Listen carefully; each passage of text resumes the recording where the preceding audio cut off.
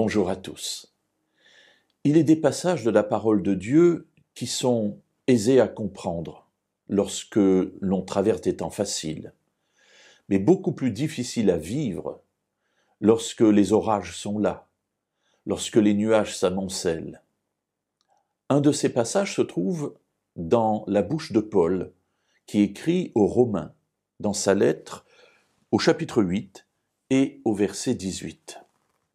« J'estime, dit-il, qu'il n'y a pas de commune mesure entre les souffrances du temps présent et la gloire à venir qui sera révélée pour nous. » Alors, dans les temps faciles, nous lisons cela et nous voyons que Paul nous dit que, effectivement, lorsqu'on compare les souffrances du temps présent et la gloire que Dieu nous réserve dans les temps à venir, il n'y a pas de commune mesure et finalement les souffrances du temps présent sont peu de choses en comparaison de ce poids immense de gloire que Dieu nous réserve. Mais quand on traverse les temps difficiles, c'est plus compliqué de comprendre cela. Ou plus exactement, c'est plus compliqué de s'appliquer à notre vie, ce que nous avons compris dans les temps faciles.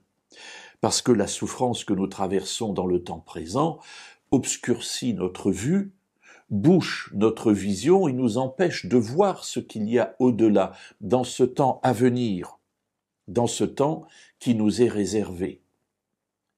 C'est d'autant plus compliqué lorsque nous nous trouvons dans une situation où nous voulons aider d'autres personnes qui passent par les difficultés et la souffrance.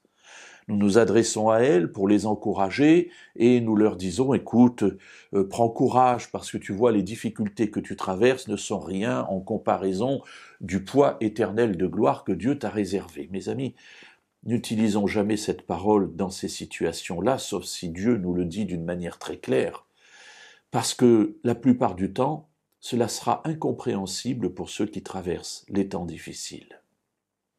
Dans ces temps difficiles, ce dont ces personnes ont besoin le plus souvent, c'est simplement d'une épaule sur laquelle s'appuyer pour pleurer, de savoir qu'il y a des personnes qui prient pour nous. Parfois, la personne en souffrance n'a pas perdu la foi, mais elle n'arrive plus à prier, elle n'a plus la force de prier, elle n'a plus la force de lire la parole de Dieu. Ça ne veut pas dire qu'elle ne croit plus en Dieu.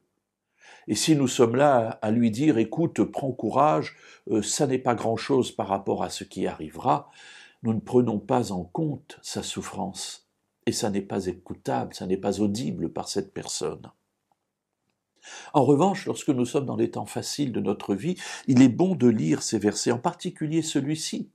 Parce que oui, Dieu nous dit par la bouche de Paul que les souffrances du temps présent, aussi dramatiques qu'elles soient, pour nous, pour nos proches, eh bien ne sont rien en comparaison de tout ce que Dieu nous réserve et qu'il nous donnera lorsque Jésus, le Messie, reviendra. Alors encourageons-nous dans les temps faciles par ces paroles, et sans doute que dans les temps difficiles, Dieu nous rappellera cela, nous rappellera le sentiment de joie, de bonheur et de paix qui nous a remplis lorsque nous l'avons lu, lorsque nous l'avons comprise. Et à ce moment-là, nous pourrons peut-être être encouragés par ce qui a été dit.